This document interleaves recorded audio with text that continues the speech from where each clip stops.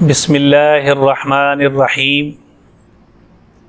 حضور اکرم صلی اللہ تعالی علیہ وسلم کی حدیث کا مفہوم ہے۔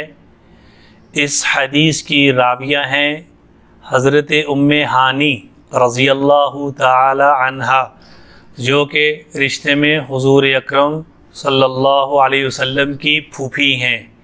یہ وہی ام ہانی ہیں جن کے گھر میں آپ صلی اللہ علیہ وسلم تشریف فرما تھے۔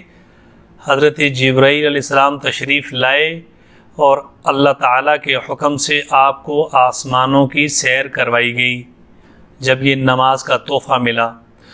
تو میرے محترم، حضرت ام ہانی رضی اللہ تعالی عنہا فرماتی ہیں کہ حضور اکرم صلی اللہ علیہ وسلم کا پاک ارشاد ہے کہ لا الہ الا اللہ، لا الہ الا اللہ، اس سے نہ تو کوئی عمل بڑھ سکتا ہے اور نہ ہی یہ کلمہ کسی گناہ کو چھوڑ سکتا ہے۔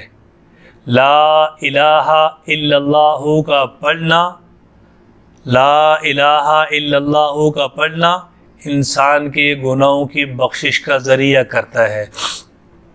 اللہ تعالیٰ سے دعا ہے اللہ تعالیٰ ہم سب کو اس کلمے کا زیادہ سے زیادہ ورد کرنے کی، زیادہ سے زیادہ اس کلمے کو اپنے پورے وجود میں سجانے کی اور زیادہ سے زیادہ اس کلمے کی دعوت کو آگے لوگوں تک پھیلانے پہنچانے کی توفیق نصیب فرمائے۔